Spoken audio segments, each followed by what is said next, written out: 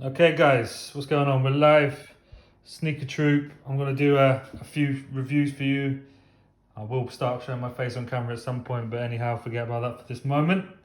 We've got two of the hottest shoes on the market as far as basketball is concerned, the LeBron 17 versus the Kyrie Kybrid S2. Both Nike sneakers, as I'm sure you all know. But I just thought I'd put a side-by-side comparison on the two shoes as they're so hyped. I mean, you can pretty much see they're a very, very similar silhouette. That's the first initial understanding. I mean, even from the top, there's not much in it when it comes to width. Maybe slightly slimmer on the LeBron, although that might just be because it's in white. As far as uppers are concerned, the LeBron is much more flexible, I'd say.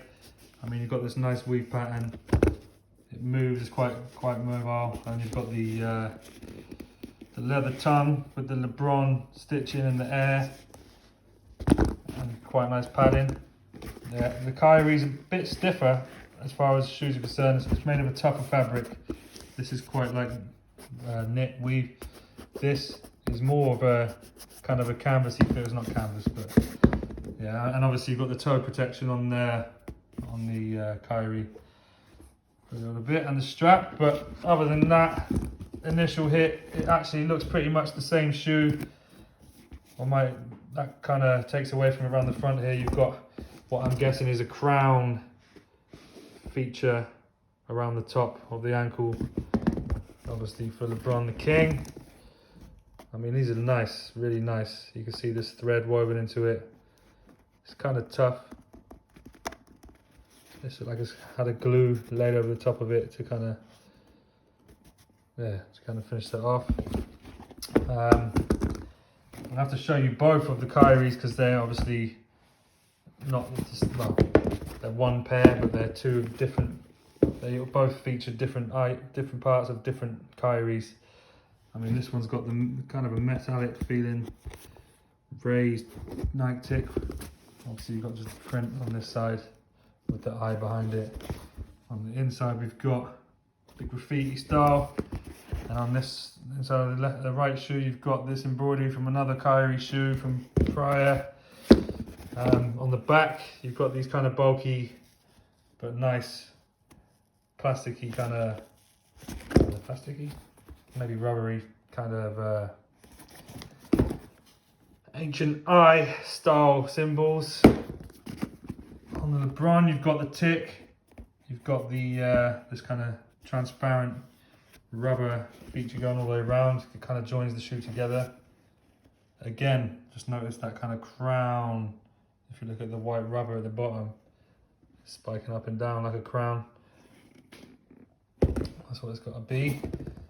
Yeah, so the LeBron is a fusion of the Air Max, which I'm not a massive fan of Air Max normally, but you can see here it's been coupled with some Zoom to give a bit more stability, because my problem with Air Max is they always crush down. I've tried a couple on, I've never really got along with them. But yeah, this, you've got the cushioning from the Air Max with some stability from the Zoom, and cushioning obviously signatured up there. In the front, you've got more Zoom in the green with a couple of pressure point bits and a split toe, which looks a bit dodgy, but still it's cool. Obviously you've got this speckled feature going around the top of the sole, and you've got, as you've got with both, you've got a kind of a lifted front toe there, ready for takeoff when you're about to sprint. So yeah, that pretty much covers that one. Leather tongue, embroidery, little logo feature, all the knit. Then we move on to the Kyrie. We've got obviously this kind of, it looks like a strap over the top of the lacing area, which ties in underneath, so you can pull that tight. Yeah, you can pull that tight as well. Obviously, as you tighten that, it's going to pull the strap in here. Again, around the back, we've got the tougher piece. You've got the toe protection, a bit of side protection up here as well. Not that that's just spin on the side of your foot, but still it's there. It's a nice feature, it looks good. And on the sole, again, we've got the Kyrie feature there. What else have we got going through it? Because we've got this, when you put them together, a nice little piece. You've got another eye for Kyrie's, not a hobby, but what should we call it? Addiction, perhaps. A slightly better, more deeper grip on the Kyrie in comparison to the LeBron. It seems a bit shallower. Obviously not bad for indoor still, but yeah, I mean, that's the two of the shoes side by side, just to give you a good overview. I've tried these both on. Personally, style wise, I mean, for more fresher look, LeBron 17s probably, but I'm in love with these Kyries. I think they're brilliant. They feel slightly wider, like more bassy, a bit lower on, and yeah, they really do tip. Like, they make you want to run the second you lift your foot.